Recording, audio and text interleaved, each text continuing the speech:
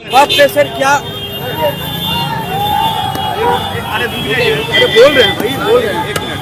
वक्फ bill pay sir आपका क्या stand है सर? भाई वक्त पे हम लोगों ने शुरू से हम लोगों ने स्पष्ट करके रखा था कि ये बिल कम से कम एक कमेटी में जाना चाहिए। मुझे खुशी है इस बात की कि जिस तरीके से जेपीसी का गठन करके जेपीसी में इसको भेजा गया, हम लोगों की ख्वाहिश ये थी कि कम से कम हर एक स्टेक होल्डर जो इससे जुड़ा हुआ है उसको अपनी बातों को रखने का मौका मिलना चाहिए। जेपीसी में हर पार्टी का प्रतिनिधित्व होता है, हर पार्टी के सांसद वहां पे मौजूद होते हैं। हम लोग की पार्टी के भी सांसद अरुण भारती जी उस कमेटी के सदस्य थे।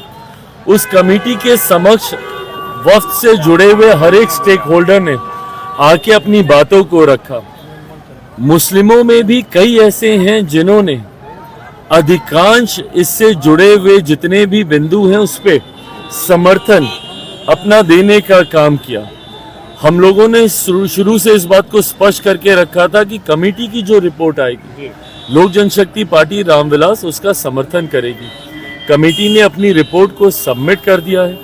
जिस दिन ये पार्लियामेंट में आएगा उस दिन भी इसके ऊपर संभवतः चर्चा होगी।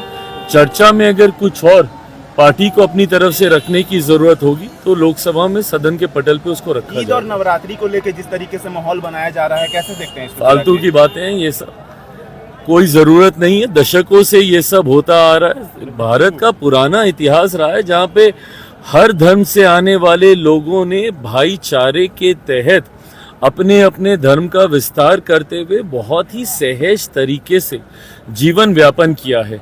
ऐसे में कौन कहाँ पे नमाज पढ़ेगा, तो नवरात्रों में दुकानें खुलेंगी बंद होंगी, ये सब फालतू की बातें हैं। कोई इस पे चर्चा की जरूरत नहीं है, गुंजाइश भी नहीं है। लोग अपनी राजनीतिक रोटियां सेकने की सोच की वजह से समाज में बंटवारा पैदा करने का प्रयास करते हैं, जो कि कतई उचित नहीं है। आज की तारीख में बड़े ज्वलंत विषय हैं जिसको लेकर चर्चा होनी चाहिए। दूसरों के धर्म या किसी के भी धर्म पे कम से कम राजनीतिक दलों को इसके ऊपर कोई टिप्पणी नहीं करनी चाहिए। ये व्यक्तिगत आस्था का विषय है। मैं मानता हूं जिस दिन धार्मिक संगठन, भले वो किसी भी धर्म से जुड़े हों, जिस दिन धार्मिक संगठन राजनीति या राजनीतिक दलों का संरक्षण करना बंद कर दें और जिस दिन राजनेता और राजनीतिक दल धर्म के विषयों में हस्तक्षेप करना बंद कर देंगे तो कम से कम 90% समस्या वहीं पे हल हो जाएगी। समस्या तब उत्पन्न होती है जब राजनीतिक सोच के साथ इन विवादों को जन्म दिया जाता है। फालतू है, कोई जरूरत नहीं है इनसे।